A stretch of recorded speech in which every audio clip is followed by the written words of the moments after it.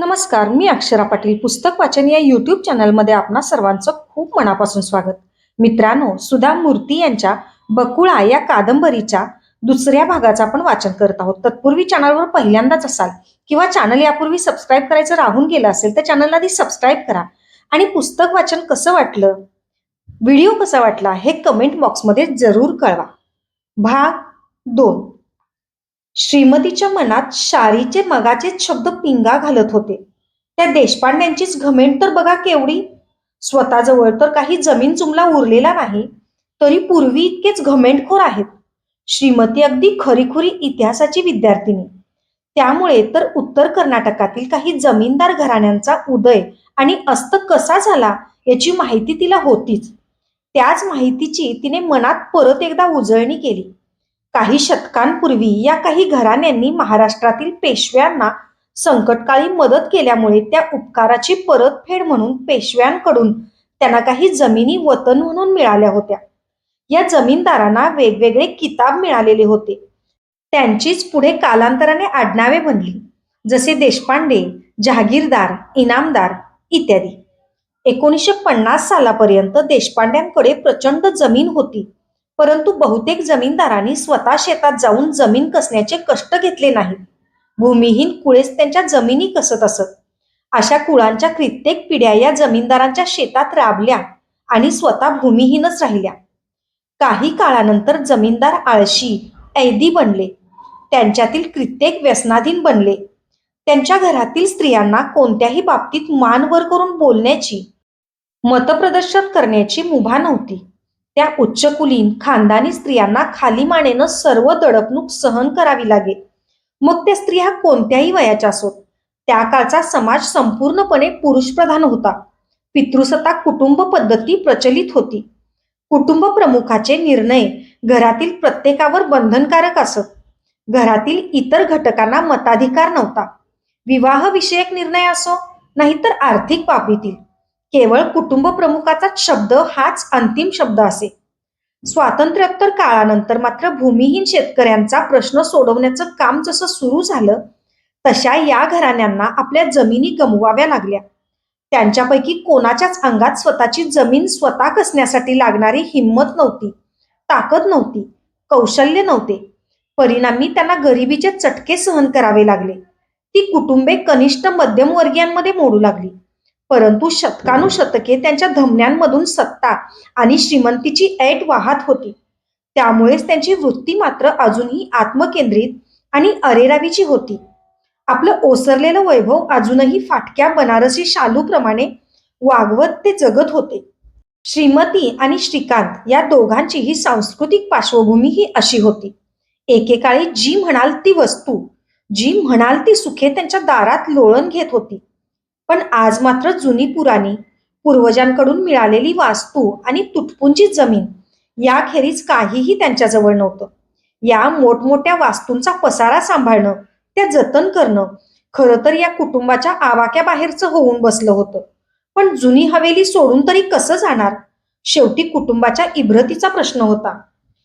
ही अशी समान सांस्कृतिक पार्श्वभूमी असून सुद्धा इतकी वर्ष एकमेकांच्या शेजारी राहत असलेल्या या दोन घराण्यांचं एकमेकांशी मुळीच सख्य नव्हतं. त्यामागे नक्की कारण काय घडलं असावं कोण जाणे. कदाचित अगदी क्षुल्लकही असेल, पण दोन्ही घरच्या लोकांचे अहमन्य स्वभाव आड येत होते व हे वैमनस्य वाढत चाललं होतं. याशिवाय आणखी एक गोष्ट होती. या दोन्ही घराण्यांचा धर्म एक असला तरी पंथ भिन्न होते. त्यातील एक कुटुंब शिवाची उपासना करणारे असून स्वतःला स्मार्त म्हणून घेत, तर दुसरे विष्णूची आराधना करणारे वैष्णव होते. दोन्ही घरचे स्त्री पुरुष या भांडणाला रोज खतपाणी घालून ते तसंच चालू ठेवण्यातच धन्यता मानत असत. मग त्यामागे धार्मिक बाबतीतील किरकोळ मतभेद असोत, जमिनीवरून होणाऱ्या बारीक सारीक कुरबुरी असोत, नाहीतर रूढी परंपराविषयीचे वादविवाद असोत, काहीही निमित्त पुरत असे त्यांना. दोन्ही कुटुंबातील हे वैमनस्य तसंच पुढे चालू ठेवण्यात श्रीमतीची आजी रिंदाक्का हिचा मोठा वाटा होता. तिचा जन्म खरं तर एका लढवय्या कुटुंबातच व्हायचा. त्याऐवजी केवळ योगायोगाने तिनं गृहिणीचा जन्म घेतला होता. पण कधीही, कुठेही आणि कुणाशीही भांडण्यास ती नेहमी सज्जच असे. तिला भांडण्यासाठी काही कारण नसलं तरी चालायचं. तिचं कुणाशीही कुठल्याही बाबतीत पटायचं नाही. तिच्याबद्दल बोलताना लोक विनोदाने म्हणत, तिच्या बिचाऱ्या पतीने बिंदाप्पाने तिच्या या स्वभावामुळे हाय खाऊन परलोकाचा रस्ता धरला. खरं तर बिंदाप्पाच्या अंगात जे अनंत दुर्गुण होते त्यांचा परिणाम म्हणूनच त्याचा मृत्यू ओढवला होता. बिंदाप्पा हा अत्यंत उर्मट स्वभावाचा, अशिक्षित आणि आडत्तेखोर होता. घरात त्याचीच अरेरावी चालत असे. रिंदाक्का ही त्याची तिसरी पत्नी. ती जरी अशिक्षित असली तरी अत्यंत बुद्धिमान होती. अगदी तरुणपणीच तिच्या कपाळी वैधव्य आलं. कदाचित त्यामुळेही असेल ती स्वभावाने चिडकोर, रागीट बनली होती. तिला एकच मुलगा होता, तो म्हणजे श्रीमतीचे वडील श्रीकांत देशपांडे. श्रीकांत हा जरी सुशिक्षित असला तरी त्याचे बाकी गुण आपल्या वडिलांसारखेच होते. तरुणपणी तो अभ्यासात मुळीच हुशार नव्हता. वृत्तीनेही आळशी होता. पदवी संपादन करायलाच त्याला कितीतरी वर्ष लागली. त्यापुढे काही करिअर वगैरे करण्याचा विचारही त्याच्या मनाला कधी शिवला नाही. रोज सकाळी 10 वाजून गेल्यावर आरामात उठायचं, मित्रांबरोबर पत्ते कुटायचे आणि जेवायला तेवढं घरी यायचं. जेवण झाल्यावर दुपारी निवांत ताणून द्यायची, असा त्याचा सुखासीन दिनक्रम असे. त्याने आयुष्यभर कधी एका पैशाचीही कमाई केली नाही. याचं लग्न करून दिलं म्हणजे तरी हा सुधारेल अशी आशा रिंदाक्का मनाशी बाळगून होती. उत्तर कर्नाटकातील प्रघातानुसार तुंगभद्रेच्या पलीकडल्या बाजूच्या कोणाशीही इकडच्या बाजूच्या व्यक्तीचा विवाह होत नाही. लग्नाच्या स्थळाचा विचार करायचा तर तो फक्त धारवाड, कारवार, बेळगाव आणि विजापूर या 4च जिल्ह्यांमधल्या स्थळांचा. श्रीकांतसाठी जवळच्याच धारवाडमधल्या कुटुंबातील वधू निवडण्यात आली. तिचं नाव कमला. एव्हाना कुळ कायद्यात देशपांडे कुटुंबियांच्या हातची सगळीच्या सगळी जमीन गेली होती. कुटुंबाची आर्थिक परिस्थिती अत्यंत हलाखीची होती. पण सुंभ जळला तरी पीळ कायम होता. तो उद्धटपणा, तो दुराभिमान तसाच होता. कमला मूळची संवेदनशील वृत्तीची होती. तिने घरची परिस्थिती लक्षात येताच तात्काळ एका जवळच्या शाळेत शिक्षिकेची नोकरी पत्करली. आता घरात कमवणारी फक्त तीच होती. पण त्या गोष्टीचं श्रेय मात्र तिला चुकूनही कधी मिळत नसे. उलट सासू रिंदाक्काकडून टोमणेच खाणं नशिबी होतं तिच्या. कौतुकाचा एक शब्द तिच्या कधी वाट्याला येत नसे. पण अबोल कमला तेही मुकाट्याने सोसत. चकार शब्द तोंडातून न काढता गप्प बसे.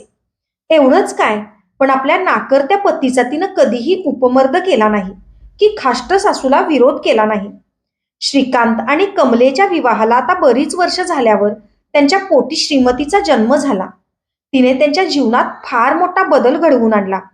एवढे दिवस कोणाचीही पर्वा न करणारे श्रीकांतराव देशपांडे आता कन्येच्या जन्मानंतर मात्र प्रेमळ, काळजीवाहू पिता बनले. श्रीमती लहानाची मोठी होत होती. बेरोजगार वडील, हुकुमशाही करणारी आजी आणि सर्वांना घाबरून असणारी गरीब गाईसारखी पण प्रेमळ आई यांच्या छत्राखाली ती वाढत होती. पण श्रीमतीच्या आईनं तिला उत्तम शालेय शिक्षणाबरोबरच उत्कृष्ट मूल्य शिक्षणाची आणि सुसंस्कारांची शिदोरी दिली होती. श्रीमती लहान असल्यापासूनच आपल्या आजीशी वादविवाद करायची आणि वडिलांना सुद्धा प्रश्न विचारायची. तिची भाषा उत्तम होती, शब्दोच्चार सुस्पष्ट होते. तिला कन्नड साहित्याची आवड होती. ती अत्यंत बुद्धिमान होती, पण स्वभावाने मात्र मितभाषी, काहीशी संकोची होती. श्रीमतीच्या वर्गात शिकत असलेल्या श्रीकांतचे कुटुंबीय स्मार्तपंथीय होते. त्याचे वडील रांगण्णा देशपांडे हे श्रीमतीच्या वडिलांपेक्षा सुतभर बरे होते इतकंच. त्यांनी बरीच वर्ष पोस्ट ऑफिसमध्ये कारकुनाची नोकरी केली. पण श्रीकांत माध्यमिक शाळेत असतानाच त्यांचा मृत्यू झाला. त्यांची पत्नी गंगा काही अत्यंत धूर्त, लबाड, रागीट आणि व्यवहारी स्त्री होती. तिची मोठी मुलगी रमा रंगरूपाने बेताचीच. शिक्षणातही तिला फारशी गती नव्हती. तिचा धाकटा मुलगा श्रीकांत मात्र याच्या बरोबर विरुद्ध. आपल्या या बुद्धिमान मुलाविषयी गंगाकाला प्रचंड गर्व होता. आपली सगळी स्वप्न, आपल्या आशा आकांक्षा तिने त्याच्यावरच केंद्रित केल्या होत्या. दोन्ही देशपांडे घराण्यांमधील युद्ध या 2 स्त्रियांनी, रिंदाक्का आणि गंगाक्का या दोघींनी सतत तेल घालून पेटतं ठेवलेलं होतं. खरं तर दोघींच्या वयात चांगलं एका पिढीचं अंतर होतं. पण गंगाक्का ही या गोष्टीला भीक घालणारी नव्हती. रिंदाकाच्या वयाचा मान राखण्याची पर्वा तिने कधीच केली नाही. रिंदाका ही भांडण्याची वेळ आली की अगदी पोरकटपणे वागे. या दोघींच्या भांडणापासून कमला मात्र अलिप्त राहत असे. या दोघींच्या भांडणाचा आनंद घेणारी आणखी एक व्यक्ती होती. ती म्हणजे गंगाकाचा मोठा भाऊ शिनाप्पा. त्याचं बोलणं अत्यंत गोड असून तो चांगलाच धूर्त आणि कावेबाज होता. आपल्या बहिणीच्या यजमानांचं निधन झाल्यावर तो तिच्या मागे पहाडासारखा भक्कम उभा राहिला होता. त्यामागे खास कारण होतं. त्याला 4 मुली होत्या. चौघीही रंगरूपाने बेतासबातच होत्या. त्यांना चांगली स्थळे मिळण्याची सुतराम शक्यता नव्हती. त्यामुळे त्याचा डोळा श्रीकांतवर होता. आपल्या 4 मुलींपैकी एखादीचं लग्न त्याच्याशी करून देता आलं तर बरं, असं त्याच्या डोक्यात होतं. त्याची स्वतःची आर्थिक परिस्थिती चांगली होती, परंतु एखाद्या नडलेल्याला आपण होऊन मदत करणं त्याच्या रक्तातच नव्हतं. कोणत्याही गोष्टीतून आपला स्वतःचा फायदा कसा करून घेता येईल हे बघण्याची त्याची वृत्ती होती. श्रीकांत मात्र आपल्या आईसारखा किंवा मामासारखा मुळीच नव्हता. त्याने आपलं सर्व लक्ष अभ्यासावर केंद्रित केलं होतं. त्याच्या बहिणीने रमेने मात्र आपल्या आईचे मोजून सगळेच्या सगळे दुर्गुण उचलले होते. गावगप्पा करणे, दुसऱ्याच्या पाठीमागे बोलणे, लोकांचा गैरफायदा घेणे. पण श्रीकांतला यापैकी कुठल्याच गोष्टीत रस नव्हता. रमा कशीबशी पदवी परीक्षा उत्तीर्ण झाली, पण ती रंगरूपाने अगदी बेतासबातच असल्याने तिचे लग्न जमणे कठीण जात होते. शिनाप्पाने खूप लटपटी करून अखेर रमेसाठी चांगला मुलगा शोधून आणला. तिचे लग्न झाले आणि यथावकाश तिला मुलगाही झाला. पुरुषप्रधान समाजाच्या दृष्टीने ही पण एक अभिमानाचीच गोष्ट घडली होती.